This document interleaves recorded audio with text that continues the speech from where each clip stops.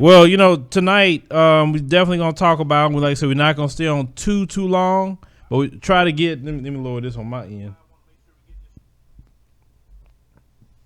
We'll talk about I'm pretty sure a lot of you saw last week the story that we posted about the Korean store owner with the black beauty supply. He accused a black woman of stealing, and he went from there to he decided to try to detain her, putting his hands on her. She tried to defend herself. He ended up kicking her, ended up putting her in a chokehold, and his female or whoever she is backed him up 100%. Now, of course, the white supremacists, because anybody that's trying to attack black people, of course, they're going to come jump on board with that. And so they was there with it. But at the end of the day, it brings up something that a lot of conversation was going on, that when black people, or mostly black women, because really I don't go to nobody's Asian hair store. I don't need to. I mean, come on. But other but other than that, I don't go in there, but black women do. And black women buy a lot of hair products, hair extensions, and several things. But yet I heard that a lot of them are harassed. They have this hurry up and buy attitude. They're not nice to you. A lot of times they won't even put your money in your hand. That's your change. A lot of times they're talking about you in their language. And that's the thing. Even though you don't understand a person's language, you can feel that vibe. You know what I'm talking about, Ms. Gabriella? Oh, no, you can see it. Them looking at you and laughing or pointing at you, or you can always tell if someone is talking about you, no matter what language they're speaking in. Exactly. And they think that people are stupid, and that's what I don't like. And I could even say, for example, I know I'm not a racist person before people get upset, but I have worked for Asian people before, and they would tell me, oh, you need to watch them, they look suspicious. And they'll have us follow everybody, like all the black people around. They don't ask us to follow white people or any other race, but they will specifically say, those girls look suspicious, go watch them. So. Exactly. And the thing is, this is the crazy part, is that, they always say, oh, black people this, and even the white folks pull that mess. But then while they watching the black folks, the white folks start robbing them blind. But with the Asian-owned business, it's all black people. But my thing is this. If they treating you this way, if they dogging you out, if they putting you in chokeholds, then why is it that you may say, you know what, F this, I'm going to start this business myself. I'm not going to patronize these Koreans anymore, since they don't know how to respect me or respect black people. Ms. Gabriella, why do black people don't say, let's go ahead on and take this $1 billion hair industry back, that black women patronize? Why is it? What's wrong with taking that option? See, that's the problem, because what I've seen a lot of people jump on it now, but the problem is that the agents have cornered the market for so long that it's kind of hard for us to get into it now. And it's not like we're not trying, but I think that's partially the issue, is that we don't really have that much to say in it. But I do think that black people as a whole, instead of just being the people that put the hair in, I think that we should be the ones selling it. We should be the ones doing the products, because when you actually look at it, all the products, like the hair stuff, like the different extensions and the creams and oils and all those things, a lot of those are actually manufactured by Asians, but then targeted to black people. So why don't we do it ourselves? Because we're the ones spending all the money on it. Exactly. And I just read a comment from a black woman, like on the little promo video I did, Ms. Gabriella, and she said that she got some hair extensions and she was trying to sell it to black people. And she was saying that the black women did not want to buy anything from her, and she just eventually had to get just rid of the stuff for selling it for nothing. But yet they'll go to the Korean and they rather him or her follow them all day long instead of buying from black people. So in order for black women to take back their industry, first, black women, and I say black women because it's not really us as black men, unless a black man is using hair products for his locks or whatever else. But what is it going to take for black women to say, you know what, I'm going to support my sister and only buy from my sister? What is it going to take? It's going to take a whole lot. because honestly, I have seen a lot of black women try to start these businesses, and like I said, for some reason, black women are more trusting of these Asian places for some reason. They're like they'll be sitting like the black woman could be selling hair that's a better quality, or they could even be selling something that actually looks more natural to black women's hair. And they'll say, no, no, no, I don't want to do that. I don't want to, buy from you. I want to buy from the Asians because I trust them and they know what they're talking about. And so that's part of it. I think that we should try to be more trusting of our own people since we're the ones that are. I mean, this is our thing. I don't see any other race. Yeah, people wear extensions, but not to the extent that black women do. So why don't we try to trust each other and try to invest in our sisters instead of sending somebody's children off to school that don't even like us? Because trust and believe they're providing beautiful lives for their families, and at the same time, they can't stand you. Yeah, so if they don't like black women, because that's like I said, that's the ones that's coming in there. They ain't black men. So if they don't like black women, they don't like you at all. Then what?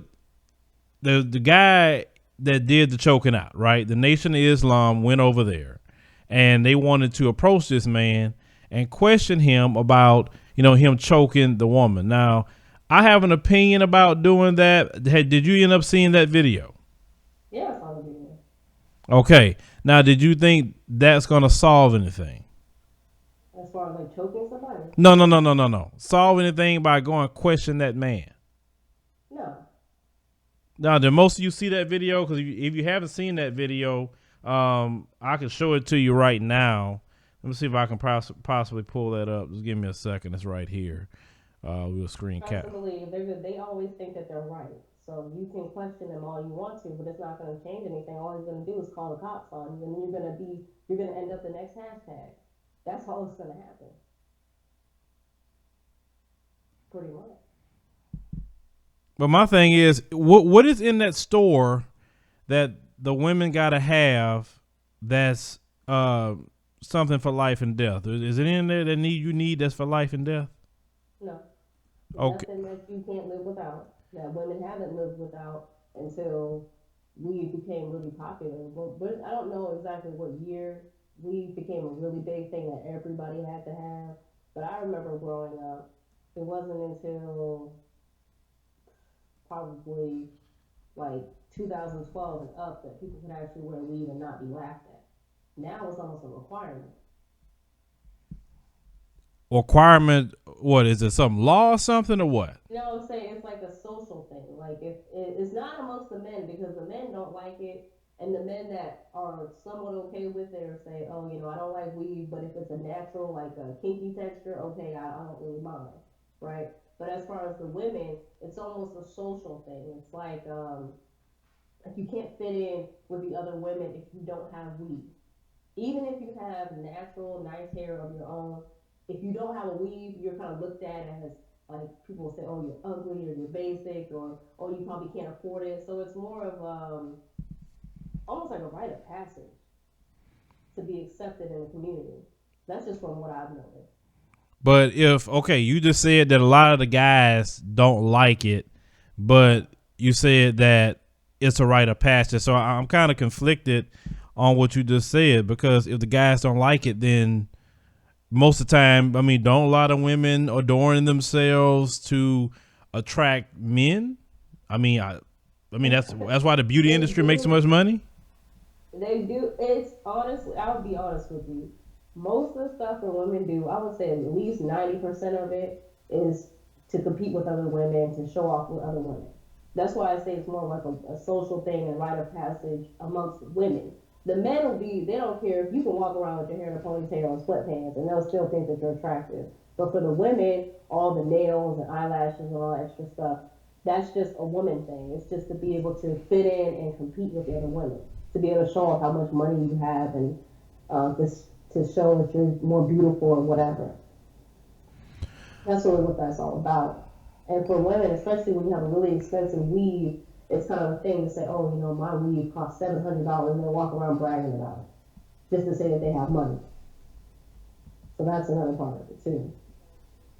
And I don't understand that, because it's like I've heard women say that, oh well, I wear $1,500 hair and you can't afford $1,500 hair, and I'm like, okay, but it's not a good investment. You have nothing on return for a $1,500 hair extension. I mean, other than I guess you look good with it. I mean, I can't knock you, but I'm saying is because some people are saying, well, how do we start these businesses? We don't have the money. If you have $1,500 to put in your head, that's not something that grew out of it, then you have the money. Black people have a lot of money, a lot. Because you tally all the money black people spend on fast food, black people spend on clothes, shoes, etc. You will have the money. And everything don't have to start off as a big store. You can start off small. You know how many people start off, like you say, selling the back of their trunks? Yeah, do it from home. Shoot, you can sell online. You can start off there. I mean, that way you ain't paying for a storefront. You're not paying for all this stuff. Because when you have an actual store, you have to deal with the city tax and all this other kind of tax and regulations and all this stuff having a building. But if you, let's say, start off online, then you generate the money, then get, a storefront, then that's cool. But see, the thing is, the money will be there if you stop giving it to the Koreans. Exactly. If black people get on the... Yeah. Oh, yeah. Some people say, Miss Gabrielle, you can talk on your microphone a little bit better because they're trying to hear you. Okay. Anyway, if you start giving your money to the Koreans, then you'll have something. And that's the thing. As black people, I kind of liken black people to a person in jail. And I know it's messed up what I'm about to say, but it has an analogy that's pretty good. Imagine you knew somebody in jail. They locked the doors behind them and everything. They in prison. Now, this person that's a prisoner have the key. They have the button to open the cell. They have the button to walk out the D block. They have the button to walk out the gates. But then the person is still in jail. So let's say if you go visit this person and they say, yeah, I'm stuck in here in jail dealing with this stuff. And then you find out they have the key for their own escape. They can walk out with no charges or anything. Most people would say, well, why don't you leave jail? I mean, shoot, you got the freaking key. Walk out. They say you can go if you walk out. But you say, no, I can't do that. Well, I liken that to the black community. You have the key to your own freedom, the key to your own success, but yet you won't do it. You'll sit here and watch the Korean pass by, and you'll watch the white people pass by, and you watch everybody else pass by you and use you for your jail labor all day, but yet you won't walk out of that prison and that oppression for your own freedom. You won't do it. See, it gets to a point, like I tell people, yes, we can blame white supremacy for a whole lot, and it has a lot to do with what our conditions is. But also at the same time, some of it's us too. Some of it is our hatred for each other. Yes, I understand white supremacy had a hand in crafting, the design for us to hate each other. But at the end of the day, there's only so much that I can say about white supremacy when it becomes my own choice. If I hate you, I made that decision. No magical white man or white woman made me have hatred for you. Period. It's my personal choice. It's my personal choice if I go spend my money in one place or another. I don't have a white man grab me by my arm and say, go spend your money over here.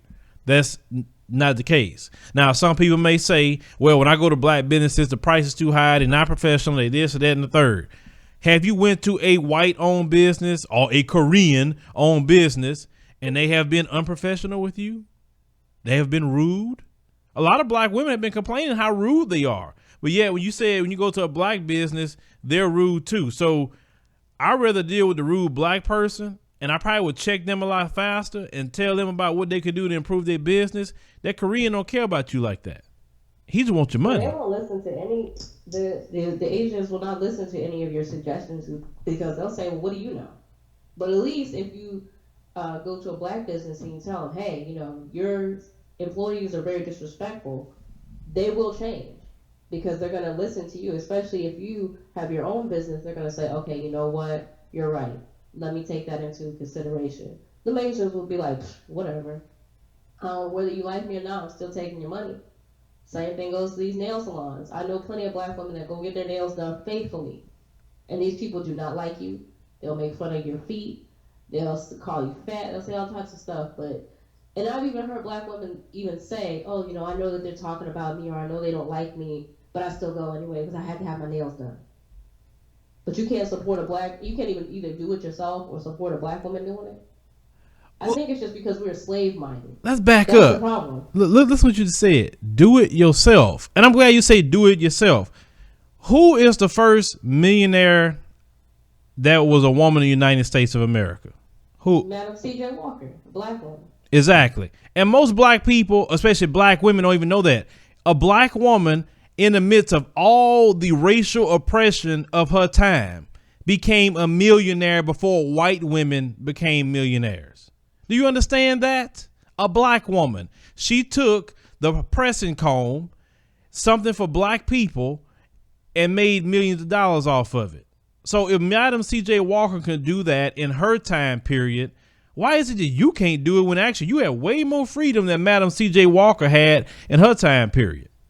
That's what I don't understand. That one black woman became the first millionaire that's a woman in this country. But yet we are allowing ourselves as black people to be treated bad by Korean store owners. I don't understand that. And this is the thing. They're going to keep treating you bad. I feel black people right now is the weakest I've ever seen them, personally. I feel that. Everybody talk crap to you. Everybody step on you. And they know you're going to come back and give them their money, like I said before.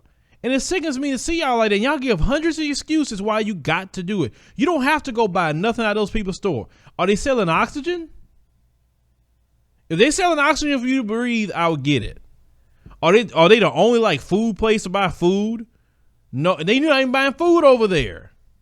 What are you buying? Hair extensions, hair products.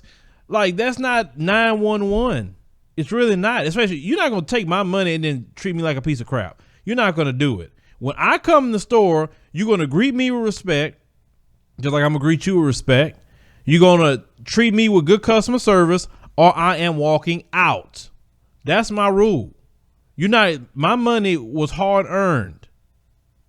So since my money was hard earned, you're not gonna treat me any kind of way. You're just not. Now let's get this video real quick with the Nation of Islam, and we're gonna play this real quick. If some of you haven't seen it, they went in there and talked to that Asian store owner that choked that woman. Now you tell me that this make it any difference what this man gonna do. Let's go ahead and play it. It won't be hard. Sorry is not hard to say.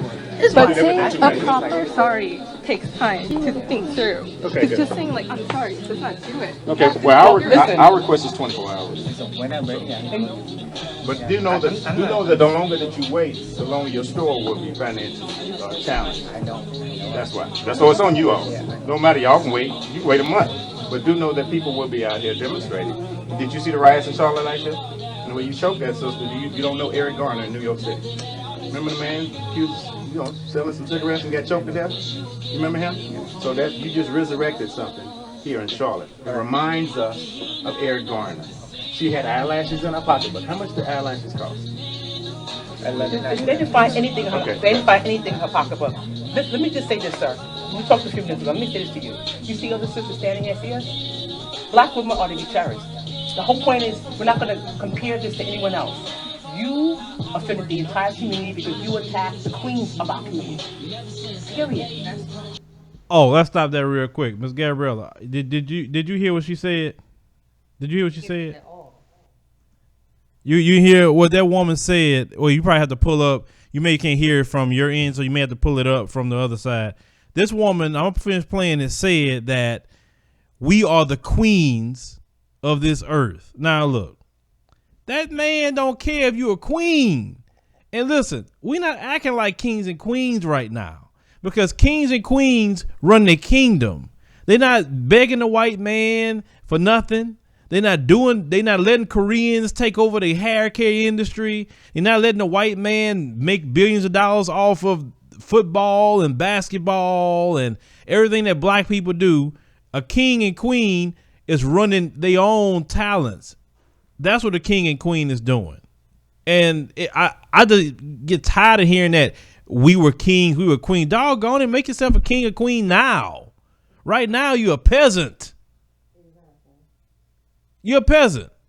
If Donald Trump tomorrow cut off that welfare, it'll be a doggone war zone with some of y'all. You even got to that point if you've even depending on these people, depending on them. You're not a king or a queen if you're dependent on somebody else. You're not.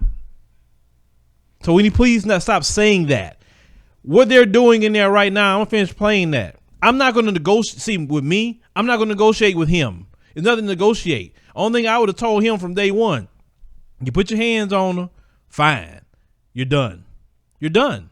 Your business is gone. And I want your business gone because I want to set an example so you go tell your friends that when you mess with one of us, you're not going to get our money no more. You're going to have to close up shop.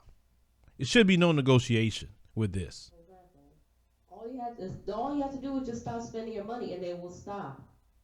But the thing is, they're just going to laugh in your face because we will complain about the disrespect, but we're not going to do anything about it. There's no sense. That's like the black community right now is almost like a battered woman. You'll sit there and complain about the man beating you every day, but all he has to do is say, "Oh, I'm sorry," and give you some flowers, and that's it. But these people aren't even giving you anything. You pay for it. So they have absolutely no reason to stop doing what they're doing because they say, well, no matter what we do, no matter how rude we are, they're just going to spend their money here anyway. So they just laugh and they just take your money. And that's it. Exactly. So let's finish playing the rest of this video real quick. To hear this negotiation. Now, this woman saying we queens and all this other stuff. Like I say, that man don't care if you a doggone queen, sister. You don't touch us. We are terrorists. And as much as we spend in your store, that tells me that this didn't correlate for you. You came into this country to better your family, or we built this country on the backs of our people. And you said in 1 second that we didn't matter, that our lives had no worth. And you didn't respect our black women. That's all. Just leave it there. Yeah, we will accumulate, That's it. what will satisfy this system, financially and otherwise. You want to talk to me? Okay. All right, you all have a good day. Don't cry. Were you the one? Stay here. Were you the person who was No, it wasn't her. It wasn't her. Yeah, we'll do that. Tomorrow morning. So call us. Okay. You can call us tonight if you want to, okay? You have a good day. Let's go, y'all. Let's go outside. Yeah, that's like comfortable with the. All right, that's it. So they went to negotiate with the guy, and like I said, it was no reasoning to be negotiating with this guy. What good was that going to do? He don't care. Obviously, if he cared, he wouldn't have choked the chick out. He would at least say, hey, okay, well let me look in her bag, kind of see what she got going on. He would have did all that. Mm-hmm. But he chose not to do that. He wanted to sit up there and choke somebody out. He didn't know that woman's medical condition or anything to handle some sort of choke hold. So that would be my response. Like I said, you could two things you couldn't give me: true power and money. Like I said, they probably would kill me if I ever got it. Because no, it's true, Ms. Gabriel, they probably would kill me because I wouldn't play with people like that. I sometimes in my mind I wish I just had like a way just to control the black community. Our problems be gone overnight, Miss Gabriella. Oh yeah. Like it'll be gone. Period. It'd be gone. They'll be like, man, these black people, they didn't finally got their act together. They refuse to give us money. They refuse to do this, refuse to do that. We are not even educated. Like I said, I'm constantly getting educated every day myself, so don't think I know it all. Even about, like I said, the things we put in our bodies and what it do to us and how these people just lied to us about what's so-called good food, which is bad. I mean, it's horrible, the things that's going on. And we really need to detach ourselves. Now, the owner, because that was the manager of the store themselves, the guy that did the choking. He wasn't the owner of the store. He was a manager. The manager of the store actually lives up in Chicago. Did you know that, Ms. Gabriella? No. You didn't know that. Okay. Well, it came out that, let me see, let me remove this here. And I'm going to play another clip for you guys so you can see exactly how this guy feels about what happened, because he actually supports everything what happened with that particular store. So let's see if we can just pull that up, and we'll play that real quick.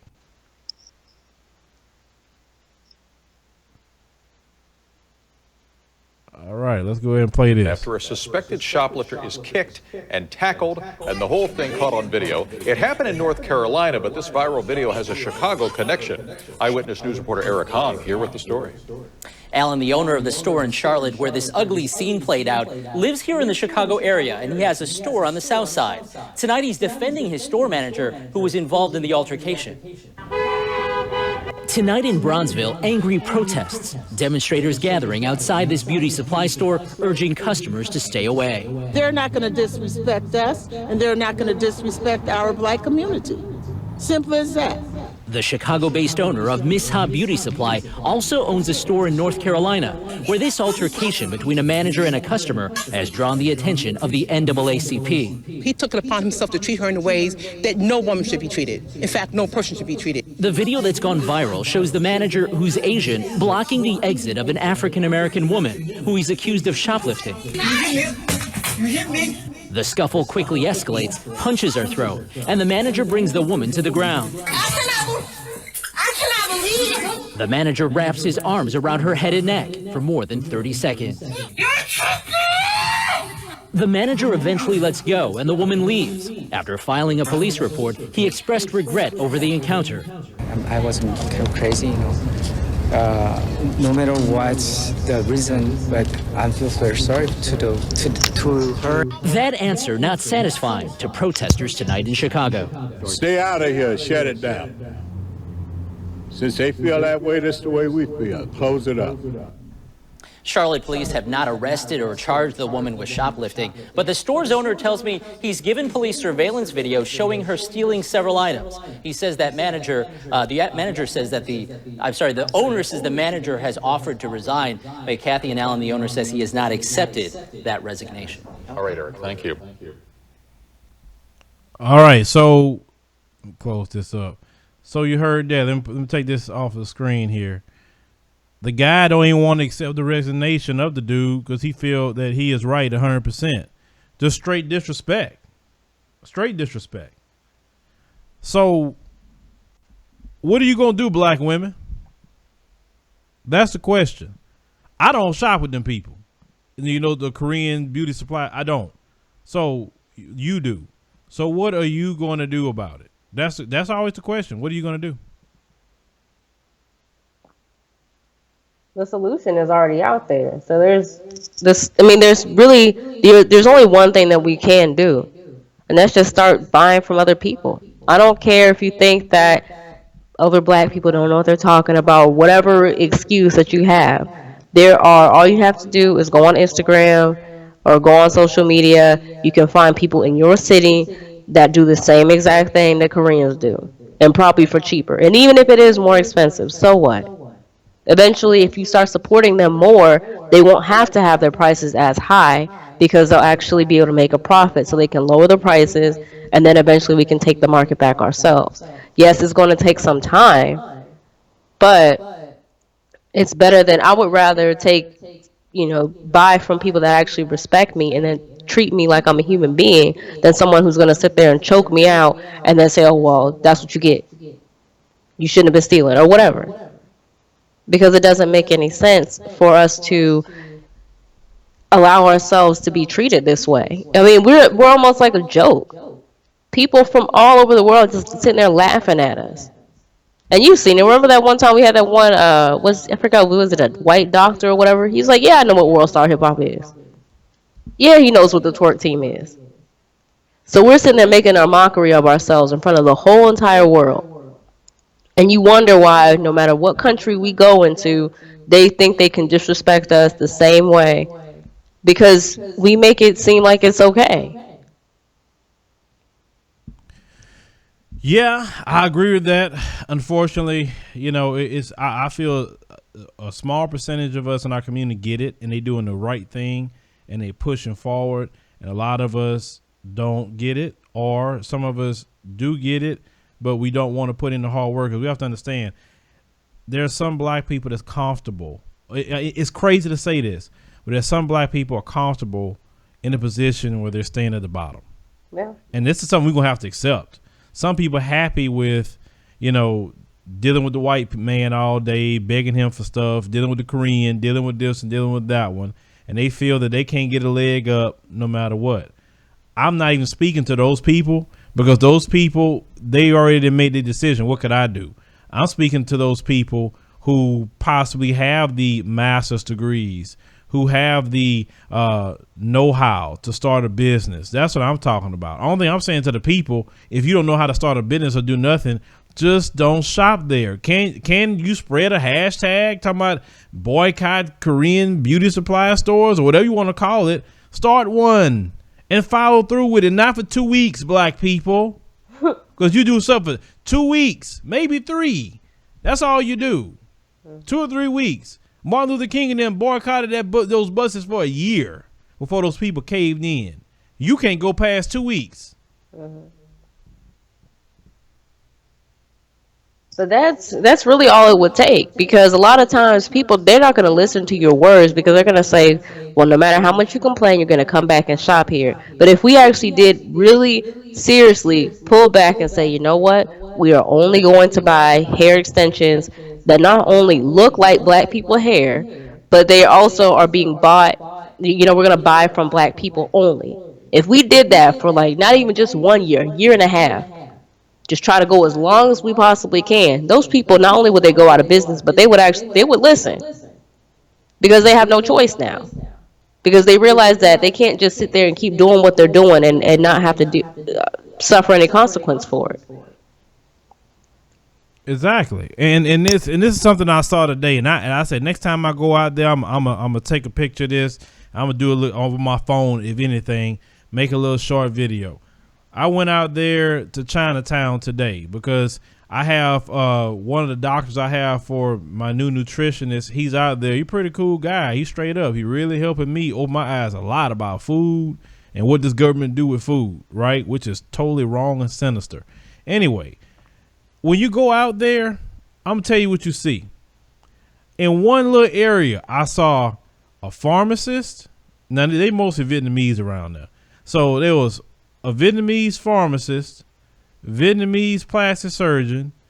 You got your Vietnamese chiropractor, nutritionist right there, Vietnamese lawyer office, all right there. Like, you don't have to go nowhere. And they had a Vietnamese dentist, all in the same area. And you know what they do with each other? Oh, hey, you got a teeth problem? Go over there to this one around the corner over here. He'll help you out, or she'll help you out. Oh, you got a law problem? Oh, go talk to him. Oh, you want plastic surgery? Go talk to her. That's what they do. Automatically. They keep you with they people. And I can do nothing but respect them for that. But at the same time, I get sad about it. Not sad about them, but I get sad about us that we won't do that. We would not ever tell another black person, oh yeah, that brother over there, he fixed cars. Go ahead and holler at him, he real good. Or go talk to this one at a restaurant. He got a good restaurant. Go talk to. We don't do that. Like, I ain't forget them. We get so jealous of you. How is it these other groups? And I'm so glad I'm going around them to see how they do it. Like, they got grocery stores. Like, I'm looking right in that area where I told you everything at. I look up, they got a grocery store right there. They got restaurants right there. I mean, I'm looking at everything these people got, and I'm just shaking my head. I'm like, nobody's coming through there telling them nothing. They on code. They support each other's businesses. They don't put up with no white folks coming in there telling them a word. In which the great thing about these other groups, I'm gonna say, and that's what I hate about us, is they have different languages to keep the white folks out. And I wish we had that. Mm-hmm. That's why I get so angry about with slavery, that we lost a language. I wish we just had, Miss Gabriella, a universal language that all black people spoke and nobody else understood but us, or unless they want to go get Rosetta Stone and learn it. Yeah. But even then, they don't even have to get Rosetta Stone, because we teach them everything. Every single thing that we do, we will openly, we'll even give tutorial classes on how to do it. Dancing, that's how. Sports, that's how. We've already told everybody how to do it. Entertainment. These people, that they can come in and literally take every single thing from black culture. Easily. Anybody. Any race or person. They don't even have to be good at it. and they can take it because we are the most. The sad thing is, I think we are the most loving people, but we are also some of the most. We give too much to people that don't even like us at all. And that's the sad thing. Yeah, and I don't understand why we got to do that. Why can't we open up beauty supply stores in the community? Why the women can't do that? Why can't we say, hey, let's support this sister? I don't care if it's one black person open up a shop in your city. Every black person in that city needs to be over there. Oh, man, I ain't driving way over there. Man, and the Koreans got it right there around the corner. I don't feel like it. Like, you drive to the club. You drive to your job. You drive everywhere you want to go that's not around the corner from your house. So why can't you drive or down the street or across town to go support the black person? Why can't you do that? I don't get it. I guess I get so frustrated because I know it can be done. I'm not saying something that can't be done. It's just that you're saying it, but they don't want it. It's like anything. It's like alcoholism. You can talk to a person who's alcoholic all day and tell them to stop drinking, but until they really, really want it, they're not going to do it. And so I think it's going to take more incidents like this, more black people getting choked and slapped around before we say, okay, enough is enough. We have to stop. And until then, it's not going to happen. And let me ask you guys a question: is this something y'all want to do, or we just knew you shouldn't even be bringing it up? I just want to ask y'all that question. Y'all tell me, because I'm the type of person you're not gonna be treating me any kind of way, and this is why also that we have black people that really want to fight so hard and want to do so much for the community, and they love our people, but then eventually they get tired. Because it's like you speaking to try to get them to change, get them to do what's right, get them to fight for what's right. Fight was theirs, not to steal from people, but fight was yours. And then you get to a point like you don't care, you attacking the person because they saying it and all this other stuff. I'm like, then the person eventually get like, well, shoot, what's the point? Did people say eventually, oh, well, as long as I'm good, I don't care. And then you say, well, why these black celebrities don't do this? Why these black this one and that one? You know, like, for instance, Colin Kaepernick, he just sent over a plane with tons of food to Somalia to help end the famine. But yet the other day, when that man said that he was going to stand up for the Pledge of Allegiance now, even though he made his protest, everybody was attacking that man. Notice I didn't make no video attacking that man for what? He made his stance known. He took the brunt of the heat, and he's still doing stuff for people in the community. That's kind of stuff the sad thing is, I think eventually he's gonna say, "Forget it. I'm putting my career on the line. I'm doing everything I possibly can, giving money that I'll never get back. And all people are gonna do is just I do one thing they don't like, and then everybody starts making videos and starts attacking me. After a while, you just say, "What's the point?" You just quit. That's why people start cooning. A lot of the times.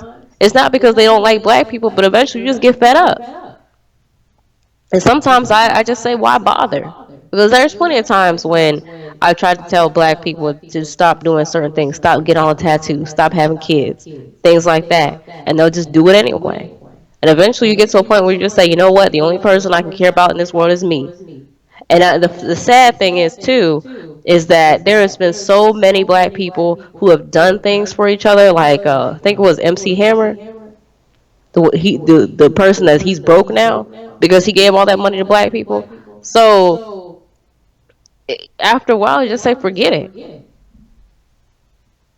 Because we don't want it. We don't want to change. And just like you said, there's a lot of us that are comfortable being at the bottom. Because the thing is, you don't have to put any effort towards changing. You can just sit there. So that's why people don't want to change, because they don't want to have to do anything. They don't want to have to sacrifice just a little bit. Exactly. And it does take some sacrifice right there. Sacrifice. Trust me, even what I do, it requires a lot of sacrifice with me. Sacrificing my sleep, sacrificing my time, sacrificing a lot.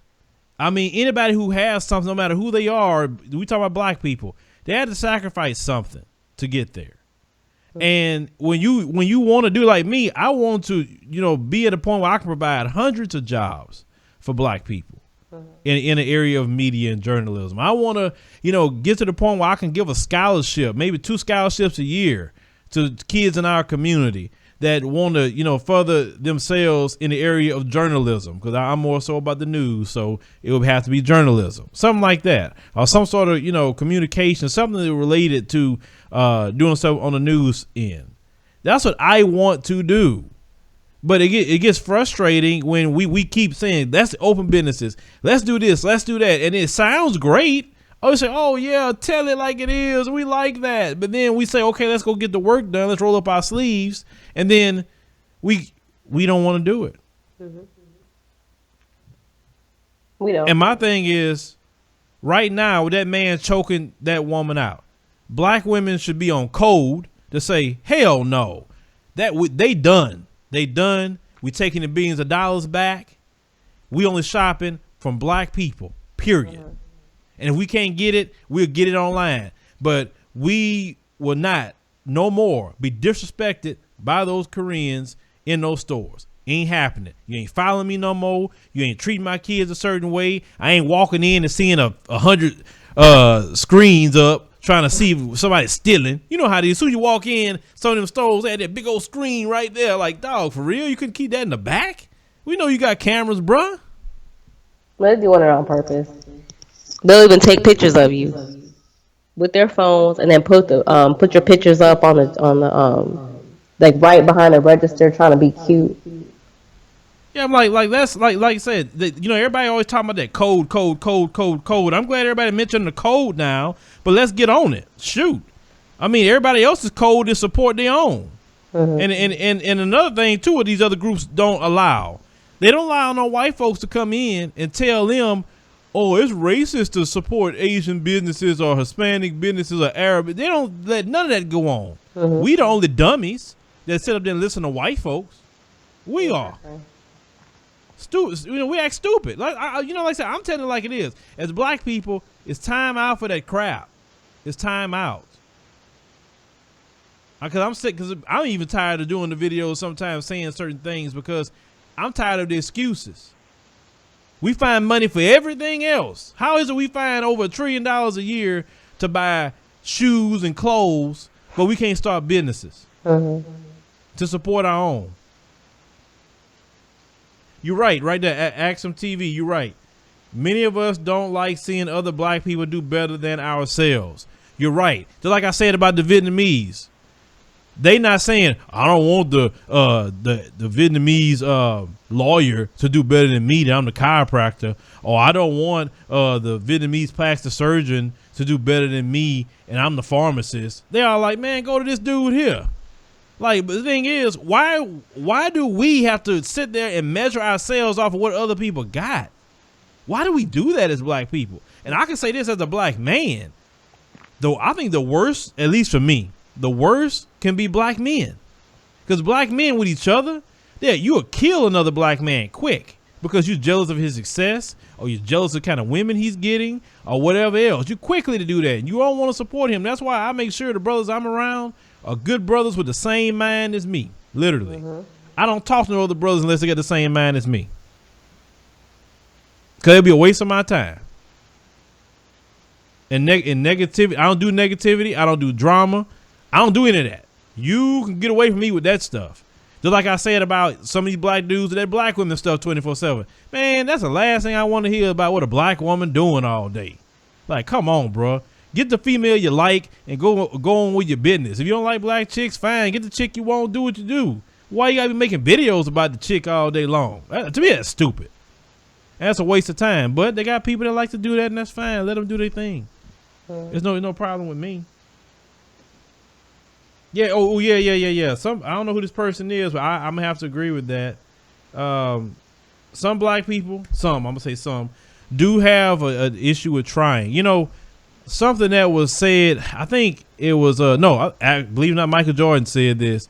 He said, I don't have a problem trying and failing. I have a problem not trying at all. There's a lot of black people, that just don't even want to try. I mean, you know how many times you're gonna fail? You're going to fail. But what happens? Eventually, you're going to get it. And you never know. You may hit it out the park the first swing. You don't know. But if you don't try, my thing is, why can't you try? If you say you built the country, you built Africa, you were kings and you was queens, well, pull from all that you have within yourself to create new civilization and do at least that much for your own community. That's it. All these black women that are single mothers, if they would even get involved, oh shoot, a team of single mothers get together, pool their resources. That's the way you do it. You don't do it all on one person. Let's say you have about 5 to 10 single mothers get together, start a business conglomerate, and try to start taking over with beauty supply stores. And it ain't about the money. Everybody is even with it. We all getting an even share, so it won't be no greed or nothing like that. And just make money for your kids, make money for your community. We can sit here and throw out suggestions all day, because you sitting there talking about women or single mothers coming together. You could, I just thought of a cleaning business. You could start a home daycare. A lot of those things are very low cost. I mean, all you need is for daycare. You got toys already since you all have kids. That's easy. Okay, that's, y'all can make it. If 5 of you live in a house, that's enough money to feed all of your children. And then you could even, start doing it for free for some others that can't afford daycare. There's so many things that we can do. And I really wish that we would actually just put our one foot in front of the other and try to do something instead of just being all about talk. And that's one thing I don't like about our people is, like, I mean, don't get me wrong, I love my people, but I don't like the fact that all we want to do is sit there and talk about things that happened 500 years ago and talk about pyramids in Egypt and sit around smoking weed and drinking and talking and like having all these just stupid, pointless conversations that don't lead to anything. When we could actually take that time and that money that we spend on all these African costumes, all this, like all these little symbols and all this stuff, all that money that you're throwing away on that's money that you could take and put towards a business.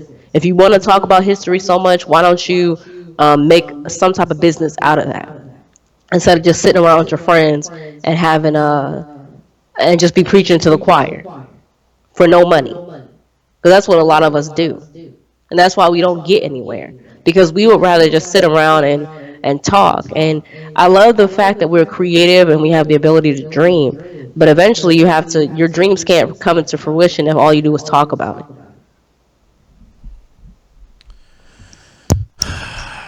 One person left a comment, and that's why I had my hand on my face the whole time. And they made a comment and they said that, well, Phil, we never got therapy after slavery. You know what? I never got that therapy either. I'm letting people know that I never went to therapy for slavery. I haven't thought about going to therapy for slavery. I don't look at myself as a slave. I do respect my brothers and sisters, and I will always honor them and never forget the 246 years of hell that they went through. That was just so unhuman and demonic to do to any human being. I would never forget that. But for me to say, well, the reason why I can't do for myself is because I haven't went to therapy for slavery. Let's just be truthful. Nobody in 2017 in the black community has been a slave. Let's call it what it is. We being truthful here. So we can't say that, well, we need therapy for slavery. Now, if you went to jail, then you went through a form of slavery, because slavery is still legal. I get that. They treat you like a plantation slave behind those bars. But if you haven't been there to even go through that, why do you need therapy about that? That's an excuse. I saw one comment say, oh, well, Phil, why it got to be about black women, black men buy Jordans? We ain't talking about black men today. We talking about what black women are doing. If an Asian man was choking out a black man when he was trying to buy some Jordans, then I'd be talking about him today. But I'm talking about what black women, and that's another thing.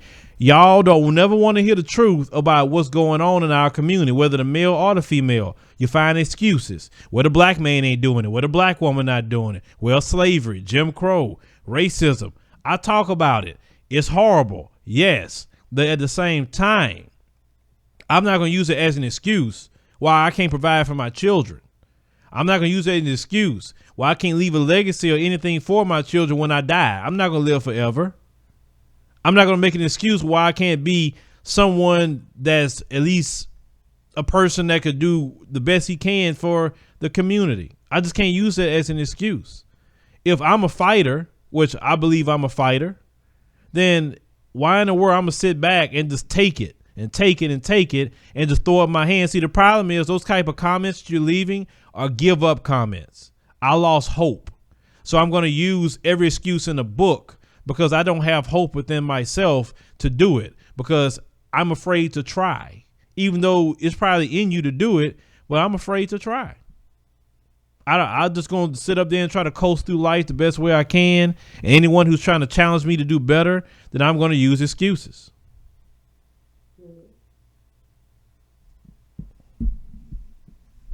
But that's the attitude that the majority of our people have.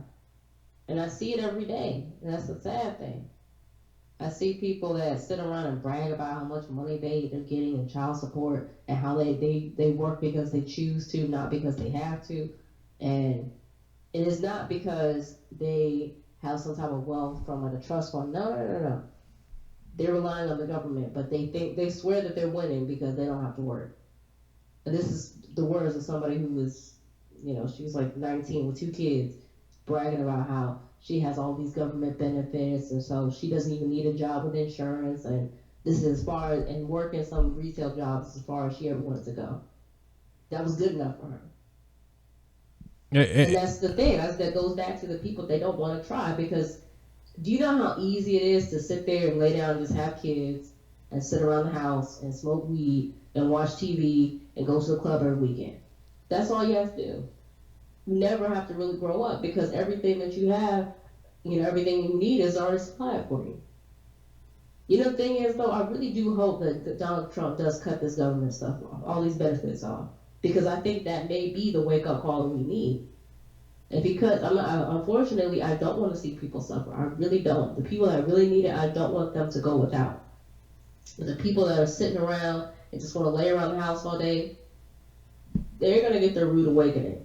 And that's when I think that we're going to have to start our own businesses, because they don't have any other choice.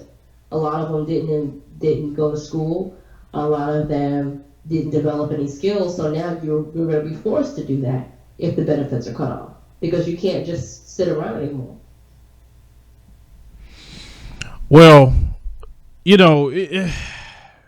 I'm just shaking my head right now, 'cause I'm just reading some of these comments, but the thing is, yes, we have a lot of outside forces doing stuff. I mean, God has blessed the world today because David Rockefeller died. That's a blessing from God that he died at 101 years old after having 7 heart transplants. Who has 7 when most people can't even get 1? But we all know how they get their hearts, right? Killing off black folks and stealing their organs.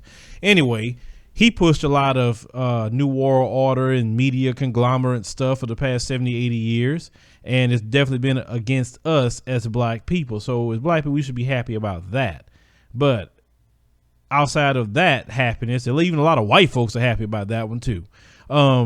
We just need to do more for self. And some people say, well, how you do it? Well, you know what? Phil is just the guy that's going to inform you, let you know what's going on, maybe push you a little bit, but it's going to take work from you. I can't do it all for you. I can't. You going to have to take the time. Like, you can't do it for me. You're not going to come here and edit the videos I got to edit. You're not going to upload stuff for me. You're not going to do none of that. I have to do it. Or other people, if I can get some help, would have to do it. Not none of y'all. So if y'all not going to do it for me, how you expect me to do it for you? And then one person say about how they keep us down with credit score and bank loans. Credit score. I told you to buy that stuff. Yeah, but check this out. Credit score is something that can be fixed within 6 months. All you have to do is pay your bills on time. You can find a credit repair agency, so a good one, and let that person fix your credit, get the negative inquiries off, and all this stuff like that. You shouldn't have no more than 1 or 2 credit cards anyway, and then pay them on time. Don't max them out. Just that simple. Pay your car note on time. It's about credit. All that is saying is that you make a promise to pay something and you do it. That's it. Instead of you getting a credit card just because you can, I'm going to go shopping. Max out the credit card. You go take signature loans. You go sit up there and spend the money. Don't pay the people stuff back. You ducking and dodging phone calls. That's not the way to handle your finances. And then when you want to get a home or some sort of real estate, you need a credit score, right? You can't get it, period. So now you got to deal with credit score issues. Then on top of, how it is the discrimination that we have. So we got to be better times 10 on finance and credit score. So yeah, they do keep you out of a lot. But at the same time, we have crowdfunding now. Black people should never have to go to a bank with crowdfunding. We should, if we actually had a code to say, I'm going to support black businesses, it should be like, okay, this black person trying to start a beauty supply business. Cool. They showed us everything that's going to be going on with it. It's been approved and vetted by a lot of people. They need $100,000. Okay, well, I need the X amount of people to donate this so we can start this store. And if we had a code, we could say, okay, cool. Let's donate, do my part over a few thousand people and have that store up. That way, black people ain't got to go ask white folks for nothing at that point. They just do it through crowdfunding.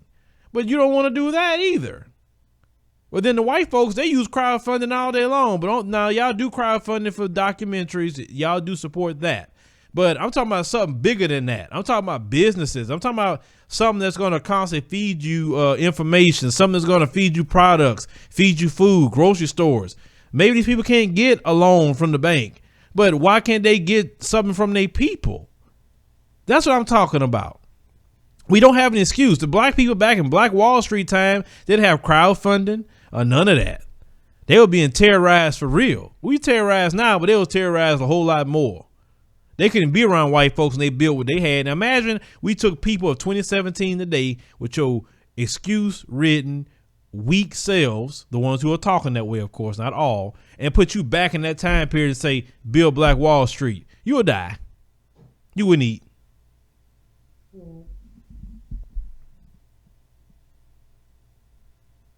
But we got to figure out what did they have that we didn't have. It just seems like after a certain point, we lost a drive to actually try. Because people back then didn't have half the stuff we have. They didn't have money to throw away on stupid things. They didn't have just all the stuff, nothing. Hold on, Miss Gabriella, real quick. Thank you, Halo World Music, for donating for the show tonight. Thank you very much. Anybody who donates, I would definitely call the screen name out. Okay, continue, Ms. Gabriella. Yeah, they didn't have half of the stuff we have. And yet they built everything. They built their own businesses, probably without even taking out loans. They probably sacrificed as a family instead of sitting there spending their tax return money. I know they didn't have tax return back then, but you know what I mean. They didn't spend their tax return money on Jordans. They took their money, we pulled it together and say, you know what, we're going to do something that maybe we right now, as the first generation, we may not have a whole lot right now. But I know that 5 and 6 generations from now, we're going to have something.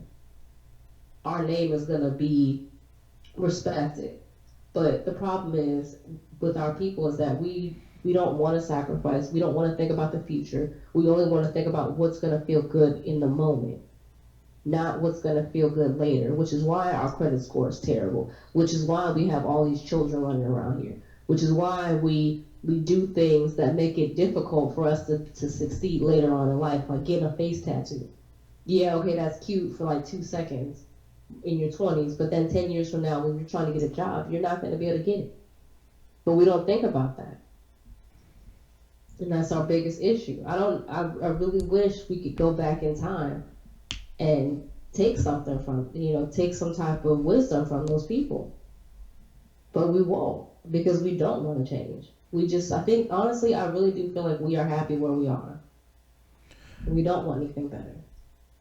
Well, I was reading the comment. I need to address that because that's something else I'm getting tired with some black people. I don't know if this person's black or not, but black people do talk this way. Do white people really crowdfund with businesses? My question is with business, usually people go into business to make money. Yes, that's the ultimate goal. But I can care less what white people do, because white people don't have our struggles and our frustrations and our credit issues and discriminatory toward them with getting banking loans and contracts. They don't have the same thing. So stop comparing white people with us in like a comparison. Don't do that. I can care less what white folks do. I'm talking about what we do. That's what I'm focusing on. And the reason why I said crowdfunding, because you circumvent the banks. They don't get involved. They don't get an interest. If something happens, they don't take it away from you at any given whim. Okay. And it's a group economics thing because the group is supporting you, not the white banker. That's what I'm saying that. And eventually that person will start making money with time. Of course you will. As long as you got the right business plan and you know what you're doing and stuff like that, that's okay. But we got to start comparing ourselves to white people, because I don't even believe in that doing things the way white folks do it. Trust me, I've had a lot of people that's come to me talking about venture capital, and I don't even want to deal with them. You know why I don't want to deal with them? Because I don't want no white folks having ownership of what I do. That's why. And if it takes me longer, it takes me longer. I just believe that black people need to have something for themselves and own something. Every time black people create something, you do create something and you sell it off to the white man. You do it. He throws some dollars in your face. Oh, great. Sell it off. You sell off BET. You sell off all the Ebony, Jet. You sell everything off. You can't even sell it to another black person if you don't want to deal with it no more. They don't sell nothing to you, do they? They keep it within their family, and their kids is still in the family with that same money. I pay attention to how Donald Trump do things. He's setting everything up for his kids. I'm watching. He keep his kids around him. All his kids involved with the businesses he got going on, crooked as they may be, but he got them all going on. But when Donald Trump, go on, he ain't got to worry about his kids because he set them up and they already know what to do. And that's the thing is black people, we don't set our kids up. Half the time, as black people, we don't get life insurance. Our kids looking around how to bury us. Life insurance can be $20 a month for a good policy. Sure, you can get up to $100,000 policy sometimes for $20 to $25 a month. Don't you think it's sad that your children have to try to look for money to bury you? This is where our priorities is at. But I guarantee you, we had money our whole life to pay $25 a month for life insurance. Shoot, you can get a $500,000 policy. You pass away, your kids got $500,000. You can spread it out how you want to with the beneficiaries. At least leave them something when you die. Don't leave them with nothing. Exactly, but those same people without the life insurance policy, they have money to go on vacation. They have money for clothes, shoes, hair, everything. So the thing is, don't we have $1 trillion buying power? We have money, but we just don't know how to use it. And it's not even that we don't know how to use it. We don't want to use it wisely. That's the thing. Because we're worried about we're worried about what's going to feel good right now. We're not worried about savings. We're not worried about investing. And the one thing, going back to the point you made about how black people don't do anything to set themselves, their children up for the future. When I go into these businesses with foreigners, the Asian people that own these beauty supply stores, they have their kids working there. Even if it's just sweeping and running the register. Then when I go to the Dominican hair salon, they have the girls doing the shampoo bowl. They have them learning about chemicals and different things. Every single business ran by foreigners, they have their kids in there working, learning how to business, learning how to deal with customers, so that when the parents die, the kids have something. But black folk, all they do is they just go to college. A lot of these so-called, I call them the black intelligentsia, they like to brag about their degrees and how much money they make. Those same people, when they die, their kids are going to just be stuck, not knowing what to do, because they don't teach their kids how to learn a trade, how to learn a skill, how to do something for themselves, instead of just going to college and just get another government job like everybody else. Yeah, I want to give a shout out to Ariel Rivera. He just donated something to the collection plate. So thank you for donating to the collection plate. Well, hey, we gonna call it the collection plate at church. They passed it like about 8 times for the building fund. Shoot, you know. But well, one person says, I don't have kids, don't need life insurance. Yes, you do. I mean, because your mama may have to bury you, your auntie, somebody may have to bury you. So I think everybody need life insurance, and you when you have children, your kids need some sort of life insurance as well, because things could happen. Nobody likes to talk about their own mortality. I get it. My grandmother used to be bad about that. You gotta have life insurance because you never know. You don't want them burying you with a cup. You know, as my grandmother used to say. So, you know, that's why I just think that we need to do that and focus more on. Let's see, I'm reading that. Yes, everybody need life insurance. Oh, what's up, Cheryl? Yeah, everybody definitely. Okay, hold on. Let's see here. Definitely want to give a shout out to Delilah Potts. She donated to the collection plate. Say shout out to McKeeson, PA, for black owned 2 beauty supply stores, 1 nail salon, 14-year black owned child care. Well, there you go. Now that's what I like to hear. God bless you.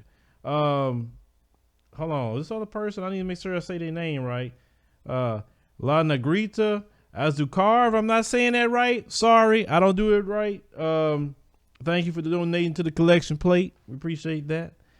But you say, hold on, unless you have a fat savings and or investments. Okay. Well, no, everybody need a big fat savings account or investments, because everything that I started out with, I'm not going to sit here and lie to you at all. When I lost my job, I had a 401k at the time, and that 401k, over the years, I was putting in this 401k, and that's another way for you to get money. If your job say they match you 3%, you put in 3%. Okay, that's 6%.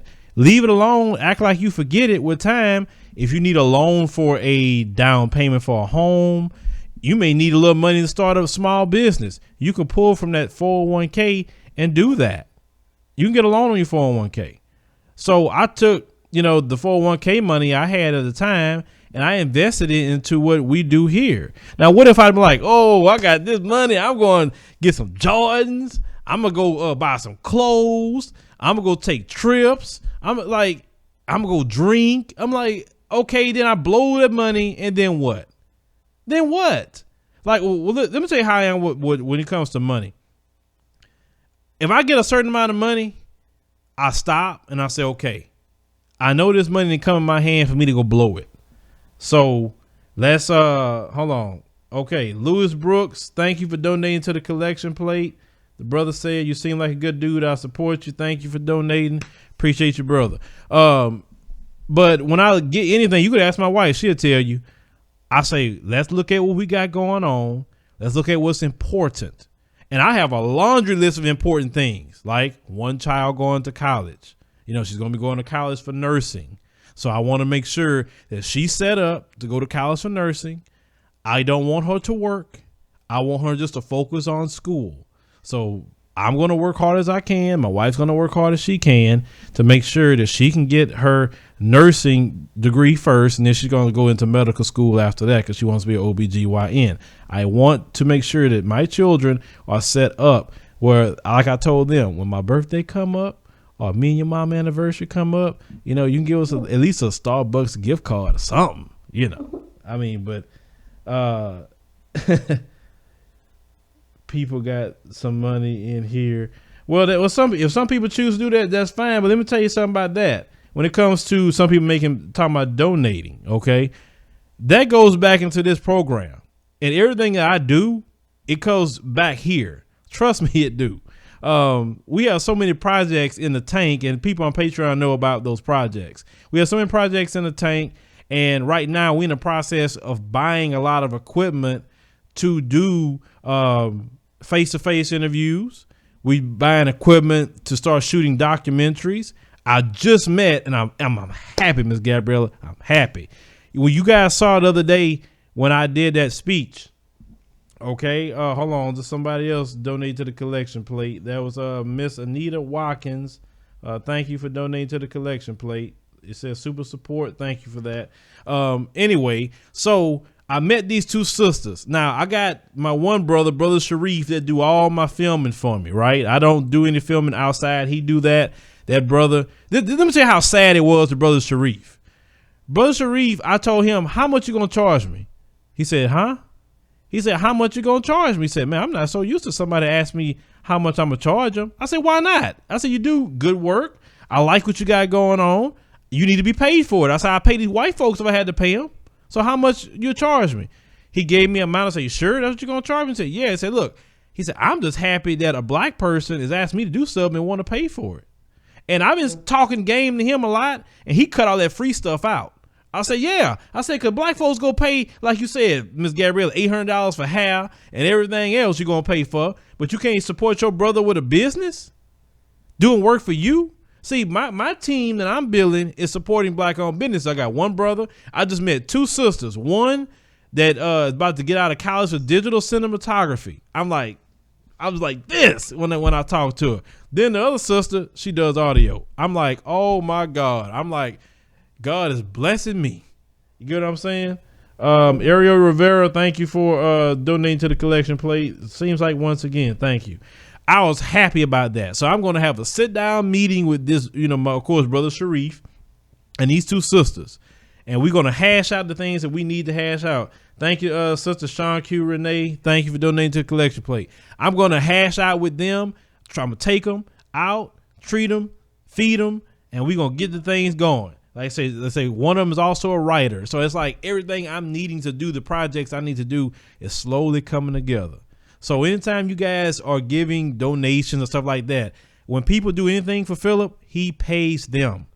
I'm not going to ask them to do anything for free 99. Ayana Fletcher, thank you for donating to the collection plate as well. No free 99 with Philip. If you're going to work for Philip, he's going to pay you. That's the bottom line. And because I don't want my name out there say, yeah, Philip, he want all this stuff out of people, but he don't like to pay. I don't want my name out there like that. I'm not that kind of brother. And I know if I had to pay these white folks, then I would have to pay you, right? So I'm just getting so happy. And like I told them, I'm trying to build a team of talented black people to do the things that we need to do. Because I can't be preaching all this black business, support black businesses, and I can't get black people to do nothing for me. I mean, that'll make me a hypocrite. Like the Jay-Z situation. He's talking about Tidal, but then they show all the workers at Tidal are white.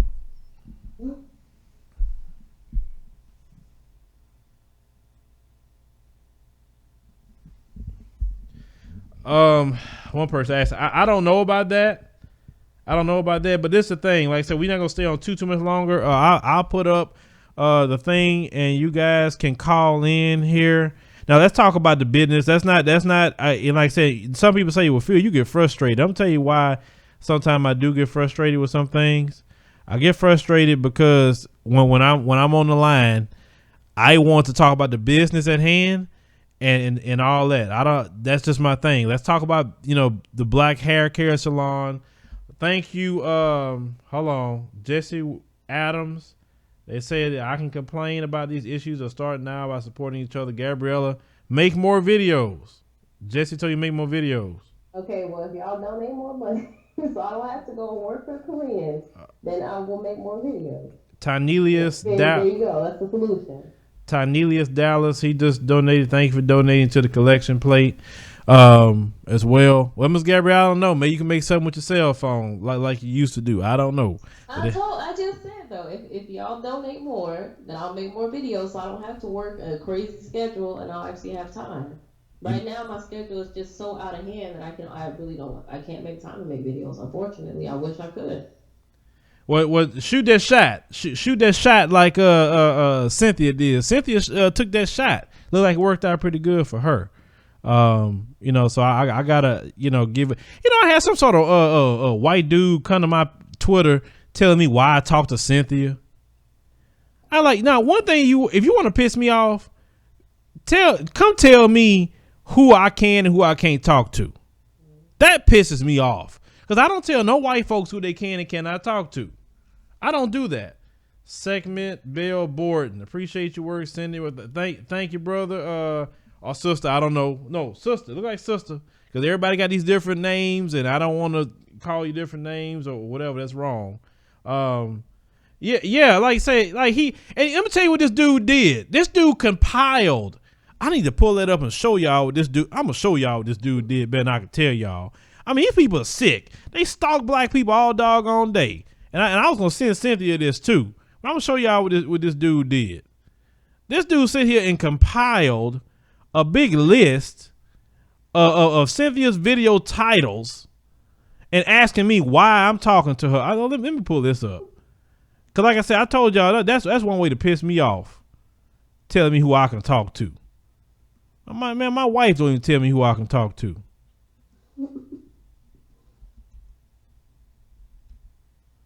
See if I can find this dude. Let me go to my notifications. I'm pull it up. Scroll down on this stuff.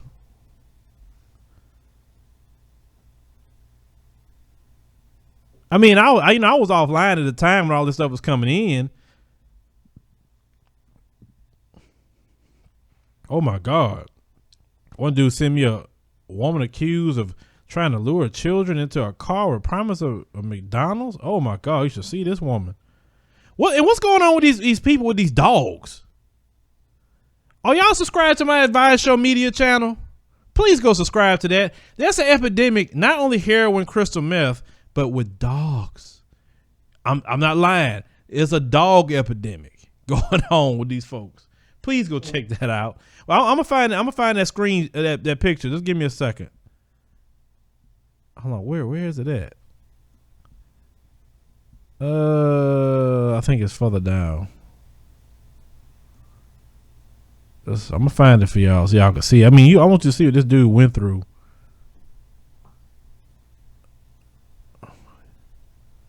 Come on, bro. Where's this thing at? There you go. There you go.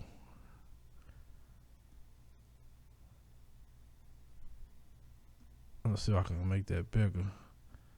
No, that's not it. I can't do it that way. Let's see if I can do this. I want y'all to see real quick. Let's add this. I'm not gonna put the dude's name up because I don't even want to give him attention like that. But I want y'all to see what these dudes be doing, how they be stalking. No, let me take that off. Let me scoot it over a little bit. And she probably gonna make a video about this one if she see this stuff. Let's see here. Screen capture.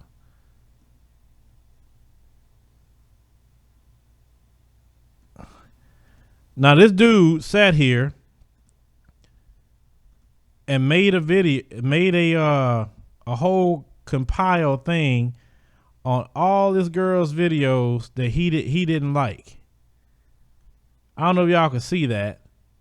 This dude compiled all this. Now this dude went to every freaking video this girl have. I can move this thing just right. I don't know if you guys can see it just right. You see it, Miss Gabriella, on the screen? No, I don't have the screen pulled up. You don't have to pull up? I want you to see the things that this dude. Look at there. I mean, this dude sit there and went to every video this woman have, and oh no, hold on, that's what I did wrong. Went to every video this woman has to compile this to send to me, and his question was, Phil, how can you associate with this racist? She's a vile, disgusting person. You're better than this. And see, that's the trick of the devil. They always try to get you to divide with black people. If I'm gonna sit there and have an issue with another black person, you're not gonna be involved with it. So her video titles. What I'm supposed to do about it? Oh, I'm not gonna talk to her no more because Mr. White Man said not to. I don't dance or master. That's not me. But I'm saying this dude compiled all this about her, and I said I'm gonna send this to her. But I'm pretty sure she's seen it. He at her with it. But that's the stuff these people be doing. Making videos like they don't leave that woman alone. Halo World Music, thank you once again. I think they got an album they promoting. That's fine. You want to donate and promote the album? I can't say nothing about that. You donate to the collection plate. Well, but that doesn't make a bit of sense. So anyway, let me get to this. Let me take a call real quick, Miss Gabrielle. Let's see what we got going on. Area code 919, you on the show? Oh, how's it going, man? I'm doing good. What's going on? Doing good, just enjoying the show. I thought you really made some good points at the beginning when you were talking about how, well, I really sympathize, just how I'm really kind of tired of hearing everybody talk. I really just want, I guess, some more action going on.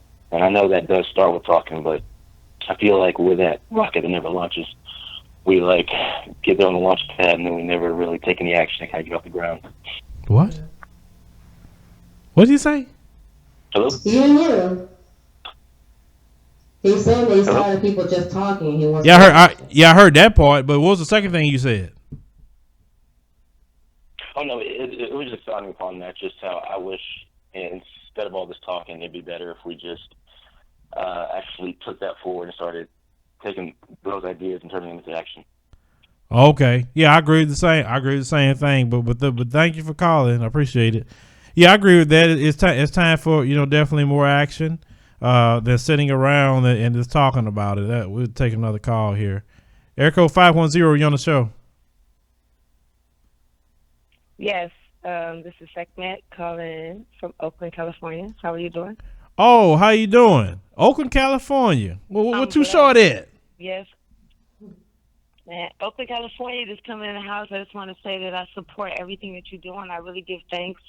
Been watching you for the last couple of years and just really appreciate what you're doing. And I'm a person that's deprogrammed, so I haven't had a TV in my house for over 3 years with my children. And you're like the news. So I know what goes on every morning when I wake up before I go to work, and I listen to what you're doing and what you're saying. And I wanted to chime in on business because my sister and I have a business. We have business out here in Oakland. Okay. And one of the things that my sister did is she started her own hair braiding company. We get all of the hair from Senegal. We work with the people in the continent. We have family there, and we actually work with our family in the continent, and we actually make it happen. And for my business, I have a business called Exotic Links from Oakland, California, and I actually make hair accessories. So we're not buying materials and metals and that are outside of what we need. And I think that we have to start looking at that, like what's really organic for us. And then we can figure out how to work that out, because I think that people always talk about we need to have business. We need to have business, but if we don't have advisors and we don't have people that actually buy our product and actually can help promote and market our product and package our product, then we're kind of stuck. So I'm just going to keep it real. I'm looking at all the comments and everything, and it's easier to say what we need to be doing and taking stuff from the Koreans. But if we're not going into the continent and we're talking about global work, it's kind of difficult. We got to really go to the continent, because you go to the continent and it's not all about hair being, just worn, like us looking like we're Europeans. No matter what we do with our hair, no matter how much we straighten it, we'll never look like them. Segment. You, Let me ask you a question. Okay, I'm sorry to interrupt you. One person say, what's your website? Because they want to support you. My website, you can go Exotic Links, EXOTICLINX.com. I'm one of these new people that I always need help from the community to help it be bigger and better. But you can always reach me there, Exotic Links, and you can definitely reach me through through Instagram. That's the best way to get me. Exotic, EXOTICLINX, like the cat, like Sekhmet. So you say EX what? I just want. Hold on, how you do it again? EX what? Exotic, EXOTIC, Exotic, and then LINX. .com? LINX. ExoticLinks.com, yes. But they can definitely reach me through Instagram. So Exotic Links, the hashtag or whatever, you can hashtag Exotic Links through there and just catch me there. But okay, Exotic Links. Cause I'm right now.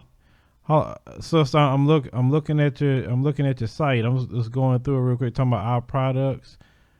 Who is the sister on your website? Is that you? I see people putting it up. If they putting it up the right way, it's they spelling it exactly right. Yeah, I'm looking at your products. Right, you got the African and so earrings. You got look like that. I work. What I do is I actually design for models and clothing designers that are coming from a global perspective. So I actually make wears just for their stuff. I really promote. I have a 21-year-old daughter, and I really promote like what our imagery is supposed to be. Like I want my daughter to be, everything. We're comedic, so I don't know if the community knows what comedic. We're a comedic family, and so we're just all about promoting our Africanity. Okay, can I make a suggestion? And just promoting business. That's why I'm having my daughter. Like my daughter, I think she donated to you too as well. You just probably don't see it, but I'm like calling everybody like you got to promote because this is your mama's news. Okay, well, check this out. I appreciate it, but check this out. Remember earlier we was talking about black business and what they need to do to improve, and we need to help each other out. Now I went to the site. I'm looking at it. When you get down the pins, you have no picture. When you get the nose rings, you have no picture. You have the head change, you have no picture.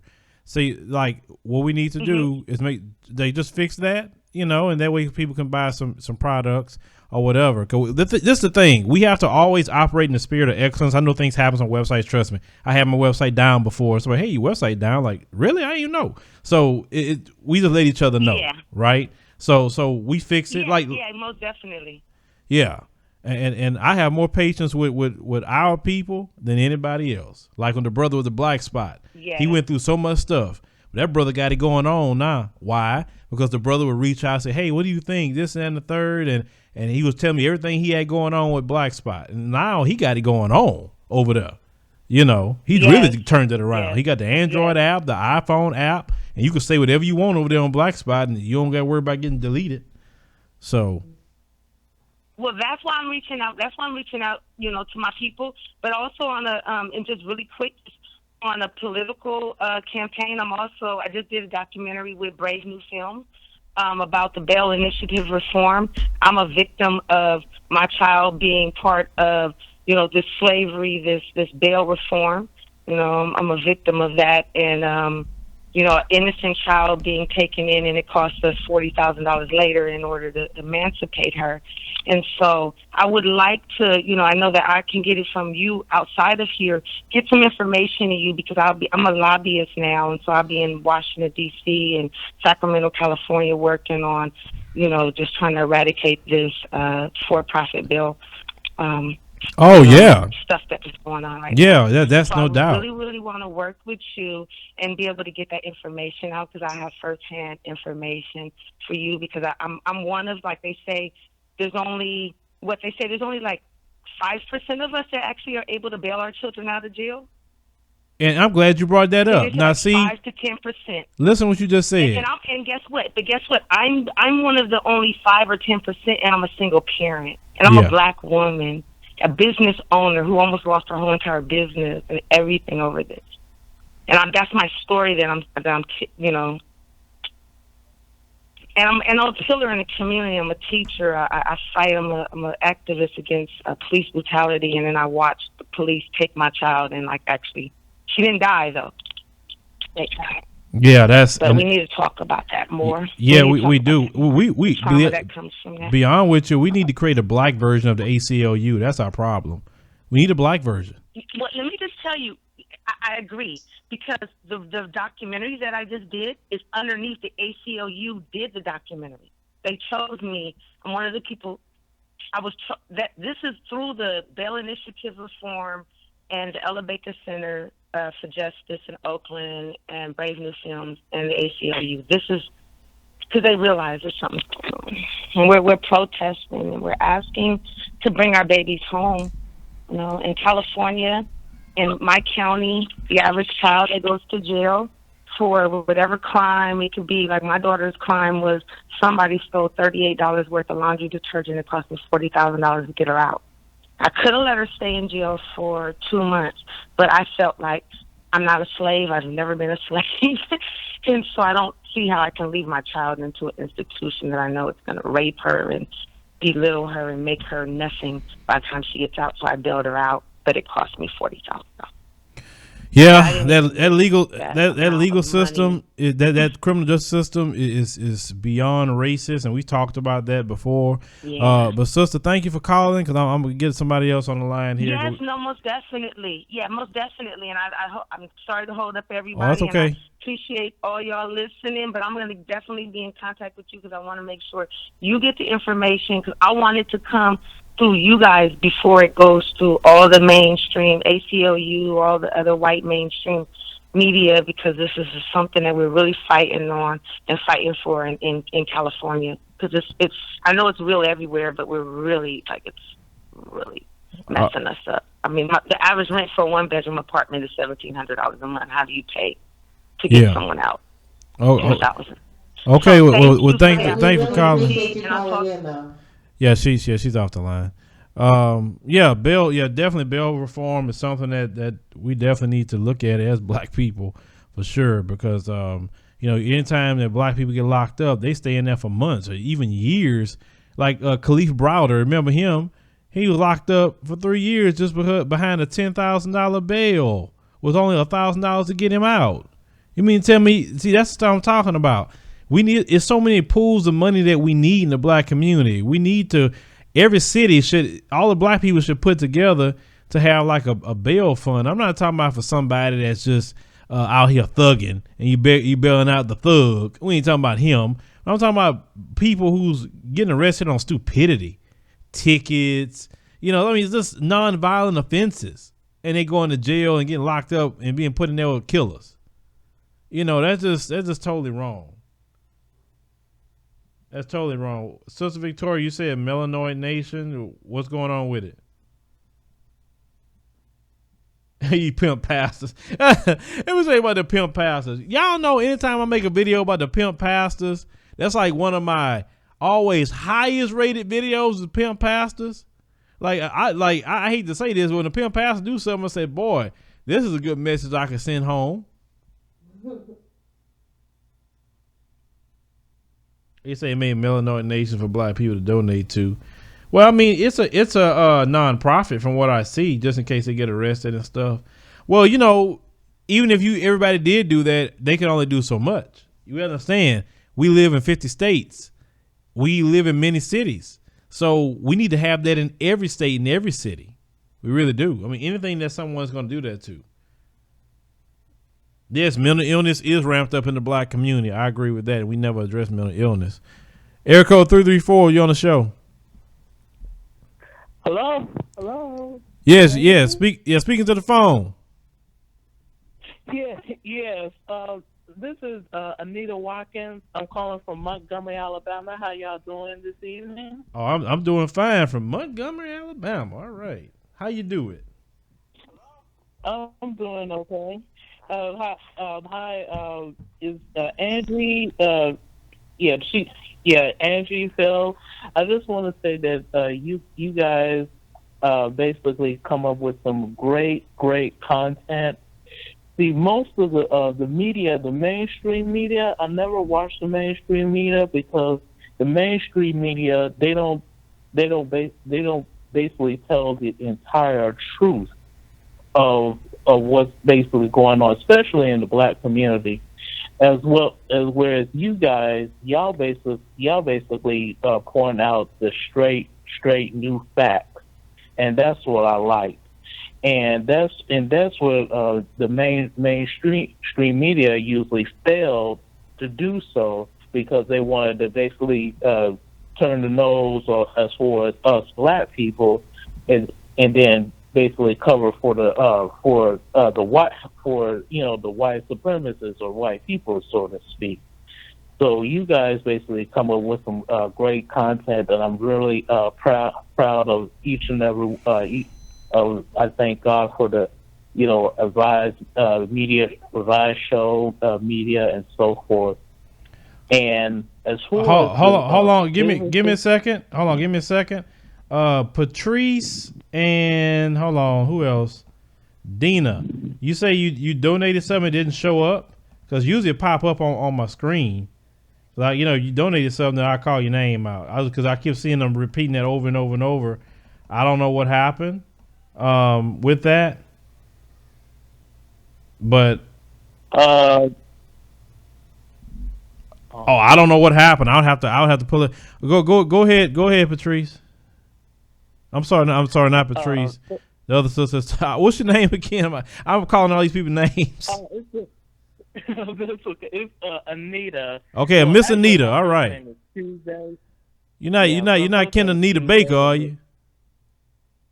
Yeah, okay. Anita, I'm not the singer Anita Baker.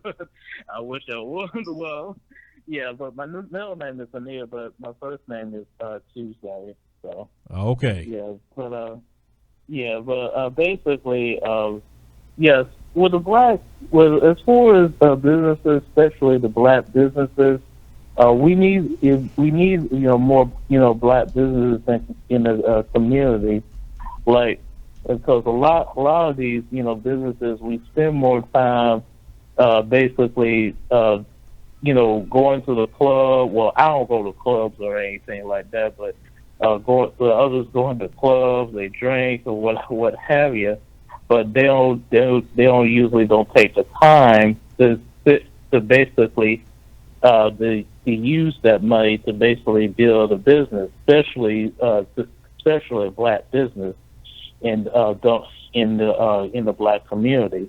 And a lot of times, as far as the churches, especially if you have these big mega churches, they usually that's like a sign to basically kill black businesses, especially when all those churches, they especially with Phil, like you mentioned, the preachers in their pimping game and so forth. If they collect like hundreds and millions of dollars in tithes and offerings, instead of just using it to their advantages, to buy the lavish lifestyles and so forth, they should have taken that money to basically help other people, or especially us black people, build a business in order to benefit the community, get the poor people off the street, and put them to work into businesses. That's basically how you build a black community. Oh, okay. Well, I definitely appreciate the time because we're gonna have to cut it because we got about 15 minutes before we have to wrap this up. But I appreciate you. Thank you, Colin. Yeah. So anyway, Ms. Gabrielle, you want to say something real quick before I look at I do think that is a good point. I do think that the church should do more with the money that they are given, as far as providing jobs and doing something in the community other than just using the money to fund a lavish lifestyle. So I do agree that is a good idea. Even if it's not providing jobs, you could still provide food or child care or something to give back. At least then you can provide some type of job and you can start businesses. There's many things you can do.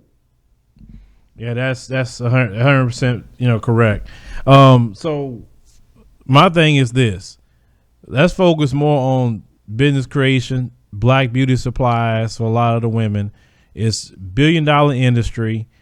Let's remove yourself from the Korean stores. You don't have to go in there and buy anything. Go shop online. If you can't find a black beauty supply in your city, keep your money in your pocket. They're not selling oxygen over there, so you don't have to go over there and get anything from those people. Unless you like to be abused and accused of stealing and followed and hurry up and buy and all this other stuff, then I guess go back over there if you want to and get those people your money. Also, Ms. Gabrielle, if we wrap up, you was talking about how they like to be selling that ratchet type of stuff to black people. Am I allowed to say store names? No, I'm not telling you to say anything. If you want to, you can. Okay, well, I don't care. In the Virginia area, D.C., Maryland, Virginia area, there's a chain of stores called Olive Olay. It is ran by a bunch of racist Asian people. I don't care if you find them. Okay, I don't. In their businesses, they specifically target their business in lower income black neighborhoods. They play ratchet music to attract a certain type of customer base, and they sell nothing but ratchet hood clothes that are so thin that you can see every single inch of a woman's body. There's nothing to the imagination, and these people are racist. They encourage their employees to follow people around. They treat their black, they only hire black people, and black people they do hire, they treat like garbage. They pay you nothing. They give you no benefits, and yet we as black people, no matter how much disrespect we get by the store owners and the people that work there, we still go in there, and it's probably one of the more popular stores in the area. You go to any local hood ratchet club in DC or any other the DMV area. You go to those clubs and you will see every female wearing an Olive Olay outfit, and we spend all our money on these things. Cheap clothes that fall apart on you. You'd be walking around and you will literally hear the threads pop. But we would rather spend our money on garbage like that instead of spending our money on clothes that could, that actually attract a decent man. And we don't have to, and there are so many options. We have the internet. So I hate when people make the excuse and say, oh, we don't have a choice. Yes, you do. You don't have to go into a storefront to buy clothing. You can get your measuring tape at home and measure your own body and figure out what clothes you can look at the size and charts on websites. You can look for, all you have to do is type on Google and look for websites that carry, modest clothing, or you could find hair care. You can go on YouTube, type in the search bar and look for hair accessories or hair products made for black people, and you can go and look it up yourself. It really is not that difficult. All right, so I want to. Oh, you still going, Ms. Gabrielle? You're just making it more difficult than it needs to be, and that's really all I have to say. Okay, now there's one person that made a donation, Live Free. They donated to the collection plate, but they have a website, and I'm looking at it right now. It's called KreaBotanicals.com for organic/natural products. They say you've been supporting me from day one. Appreciate that. But I'm looking at the products that they have. Let me see if I can make this full screen on my thing here, and maybe we can put that in the chat, possibly. We can do that. It looks like you got some nice stuff on here. Intense rehab, deep treating mask, and y'all have a little everything. Miss Gabrielle, if you looking at it, you spell it KRIYA botanicals.com. The sister with Krea Botanicals, is that the one that say the showcase video? Is that you on there? I want to see the about us section. See, y'all put me on the stuff. Trust me, y'all got some stuff I need. I will be shopping with y'all. I am, and one thing about me, if you get me as a customer, I'm a loyal customer. I don't cheat on people that give me things that I like. I don't do it. I'm a faithful customer. Halo World Music donated to the collection plate. He said to hold on, I'll read out what he said. If I can get it out. I don't know what he said, but it went away.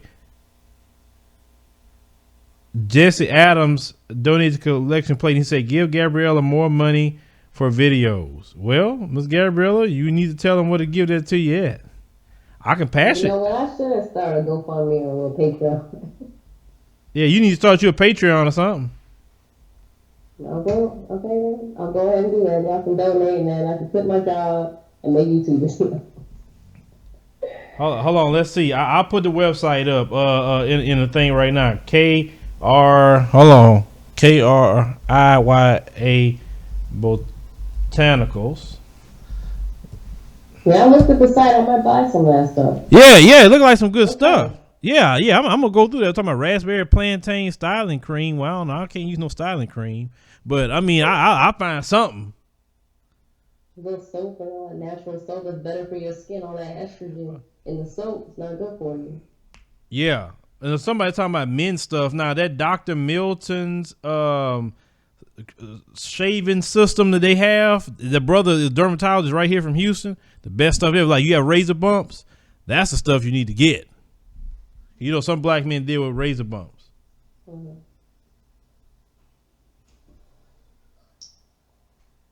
Okay, you say on YouTube as well to learn the science of your hair.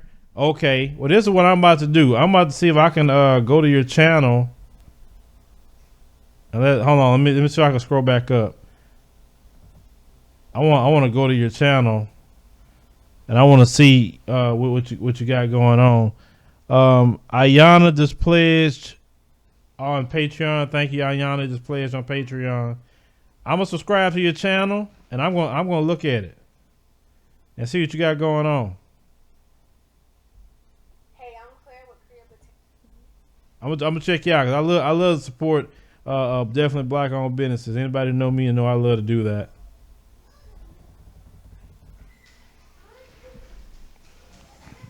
All right, beard oil. But anyway, I hear my little one in there doing something. Now my dog going crazy. Y'all hear him? They going so crazy. But anyway, guys, thank you for joining the show tonight. You know, me and Miss Gabriella, we definitely got to go. And you can catch on the replay. I'm going to edit out that first part.